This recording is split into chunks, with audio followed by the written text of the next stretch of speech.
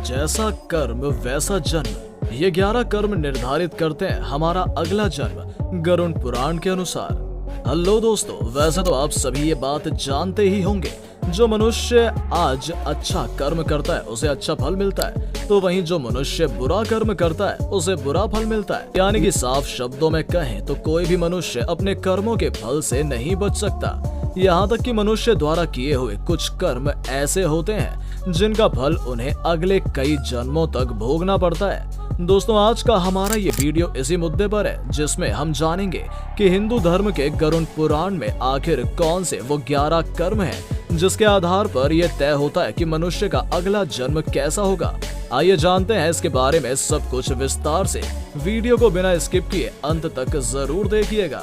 Number 1, धर्म का अपमान करने वालों के लिए। दोस्तों, गरुड़ पुराण के अनुसार जो व्यक्ति अपना धर्म का अपमान करता है, अपने धर्म के रीति रिवाजों का पालन नहीं करता है और साथ ही दूसरे धर्म को सम्मान की नजर से नहीं देखता है, ऐसे व्यक्ति को गरुड़ पुराण के अनुसार मरने के बाद नरक में यातनाएं मिलती हैं और उसका अगला जन्म कुत्ते की प्रजाति में होता है।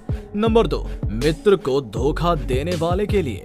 गरुड़ पुराण में यह वर्णन है कि जो मनुष्य अपने मित्र से छल करता है उसे धोखा देता है। वैसे लोगों को गरुड़ पुराण के अनुसार मृत्यु के बाद नर्क में जाना पड़ता है और नर्क में भोजन के रूप में उन्हें पशुओं का कच्चा मांस खाने के लिए मिलता है। इसलिए दोस्तों, मैं आपको कहता हूं कि आप अपने मित्र के साथ कभी भी भूल से भी धोखा ना करें, क्योंकि इस दुनिया में मित्रता को सबसे पवित्र रिश्ता माना गया है। नंबर 3, माता पिता और गुरु का अपमान करने वाले के लिए। दोस्तों, गुरु पुराण में ऐसा कहा गया है कि जो बच्चे अपने माता पिता या अपने गुरुओं का अपमान करते हैं, अवहेलना करते हैं, वो कभी भी अपने जीवन में सफलता की ऊंचाइयों को नहीं छू पाते। और साथ ही जब ऐसे व्यक्ति की मृत्यु होती है और उसे दूसरा जन्म मिलता है, तो गर्भ के भीतर ही ऐसे लोगों की मौत हो जाती है और इस दुनिया को वो नहीं देख पाते हैं। इसलिए आज से ही आप माता पिता और गुरु का सम्मान करना शुरू कर दें, अन्यथा आपको गरुड़ पुराण के अनुसार अगले जन्म में इसके बुरे परिणाम भुगतने को मिल सकते हैं। नंबर 4, असभ्य भाषा का प्रयोग करने वालों के लिए। दोस्तों, हम आपको बता दें कि हमारी जीवा पर माँ सरस्वती का वास होता है। ऐसे में कहा जाता है कि जब भी कोई मनुष्य अपने मुख से किसी दूसरे को कुछ कहता है तो उसे सोच समझकर बोलना चाहिए और भूलकर भी सामने वाले को गाली या कुछ ऐसे असभ्य शब्द नहीं बोलने चाहिए जिससे उसका दिल दुखे, क्योंकि इसके बारे में गरुड़ पुराण में कहा गया है, जो व्यक्ति दूसरों को गाली देता है या उनकी भावनाओं को ठेस पहुंचाता है, उसे अगले जन्म में ऐसी धरती पर बकरी के रूप में जन्म लेना पड़ता है। फिर उस बकरे के साथ क्या होता है हमें आपको यह बताने की जरूरत नहीं है, इसलिए जितना जल्दी हो सके गाली देना आज से ही छोड़ दें। नंबर 5, चरित्रहीन महिलाओं के लिए।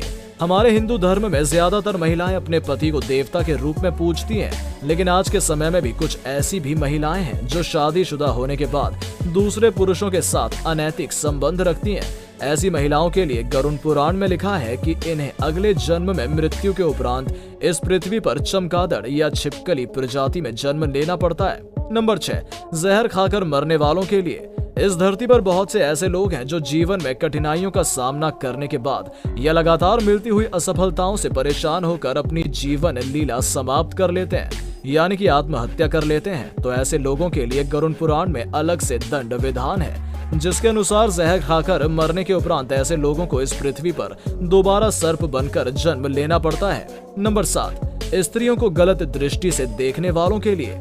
हमारे हिंदू धर्म में स्त्री को देवी का रूप माना जाता है, लेकिन आज के समय में कुछ लोग ऐसे हैं जो स्त्रियों को सम्मान की नजर से नहीं देखते, स्त्रियों के बारे में अपने मन में बुरे ख्याल लाते हैं, उन्हें वासना की नजर से देखते हैं। ऐसे लोगों को ये याद रहे, भले आपको इस कृत्य को इस दुनिया में कोई देखे या ना देखे, लेकिन ऊपर वाला सब देख रहा है।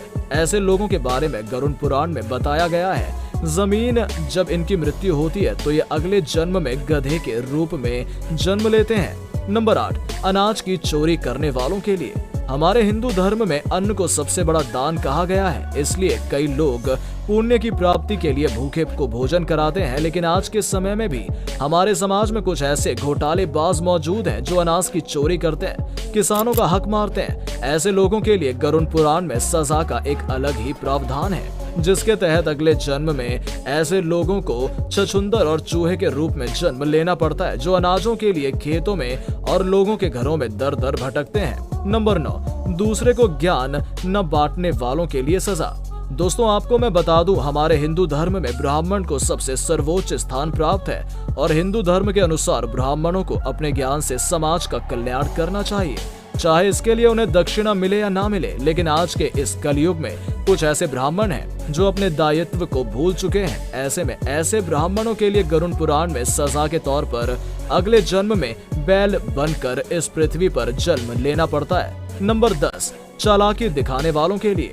इस धरती पर बहुत से लोग हैं जो अपनी चालाकी से दूसरे को मूर्ख बनाते हैं और धोखे से दूसरों की संपत्ति हड़प कर खाते हैं, और ऐसे उन्हें लगता है कि हमारी इस चालाकी को कोई नहीं देख रहा। अगर आप भी उनमें से एक हैं तो हम आपको बता दें कि ऊपर बैठा भगवान सब कुछ देख रहा है। ऐसे में जो लोग चालाकी से दूसरों को मूर्ख बनाते हैं, उनके लिए गरुड़ पुराण में कहा गया है कि वो मृत्यु उपरांत अगले जन्म में इस धरती पर उल्लू बनकर जन्म लेते हैं। नंबर 11, सास ससुर का अपमान करने वाली बहुओं के लिए।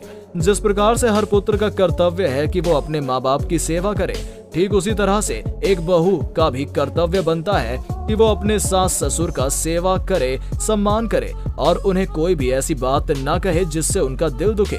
वरना ऐसी बहुओं के लिए गरुड़ पुराण में सजा के तौर पर ऐसा प्रावधान है कि उन्हें अगले जन्म में इस पृथ्वी पर खून पीने वाले जूं के रूप में जन्म लेना पड़ता है। इसलिए बहुओं को चाहिए कि वो अपने आसपास अपने सास ससुर की सेवा करें और उनके साथ प्रेम से रहे। तो दोस्तों ये थी आज की वीडियो, जिसमें हमने आपको बताया कि गरुड़ पुराण में लिखे हुए 11 कर्मों के अनुसार उन्हें अगले जन्म में क्या बनना पड़ता है और उन्हें मृत्यु के उपरांत कौन सी यातनाएं दी जाती हैं। आपको हमारी वीडियो कैसी लगी नीचे कमेंट बॉक्स में जरूर बताइएगा। मिलते हैं बहुत जल्द एक नई वीडियो के साथ, तब तक के लिए नमस्कार एंड थैंक्स फॉर वॉचिंग। अगर आपने हमारे चैनल को सब्सक्राइब नहीं किया है तो कर लीजिए ताकि हमारी नई वीडियो आप तक सबसे पहले पहुंच सके।